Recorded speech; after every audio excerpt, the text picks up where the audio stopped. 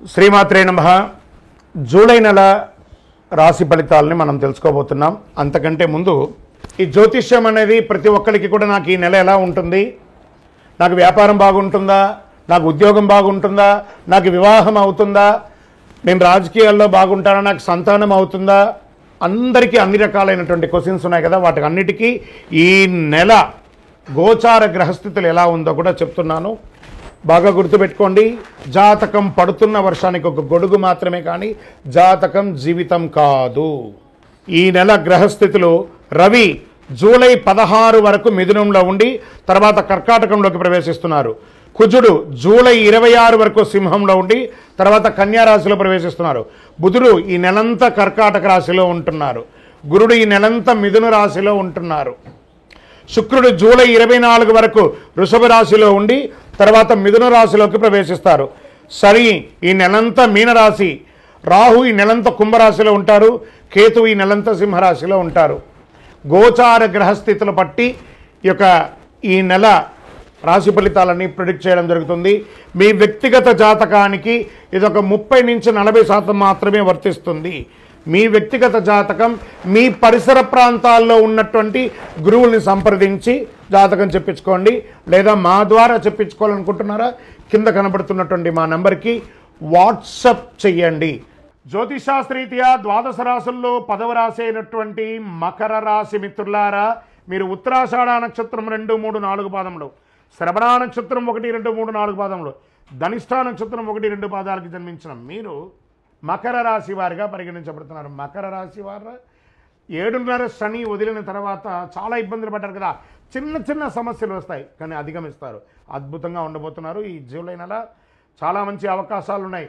అవకాశాలు, సవాళ్ళు రెండు ఉన్నాయి. అవకాశాలను ఎలా ఆనందంగా తీసుకుంటామో సవాళ్ళను కూడా అలాగే తీసుకోవాలి కదా. Get ready. పని భారం ఉన్నప్పటికీ వృత్తి ఉద్యోగాల్లో చాలా వరకు ఉత్సాహంగా సాగిపోతాయి.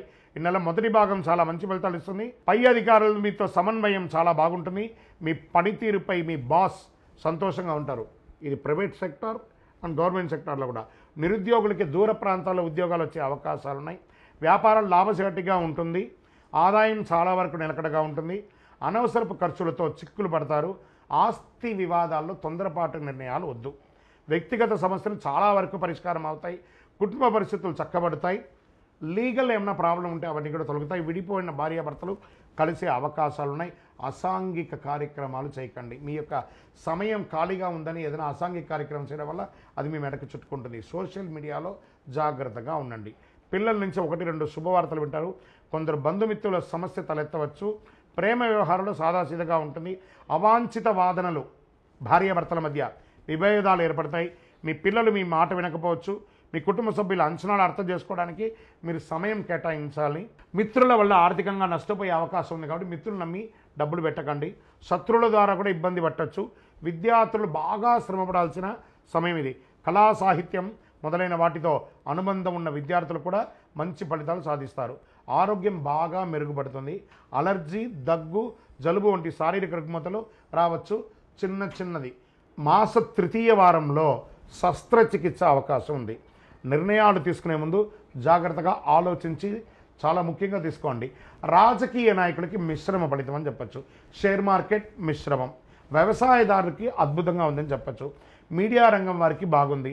ఐటీ రంగం వారు ఉన్నారు చూసారా, కాస్త ఉన్న ఉద్యోగం నుంచి ఇంకో ఉద్యోగానికి మారచ్చు. ఉన్న ప్రదేశం నుంచి ఇంకో ప్రదేశానికి, ఉన్న దేశం నుంచి ఇంకో దేశానికి మారవచ్చు.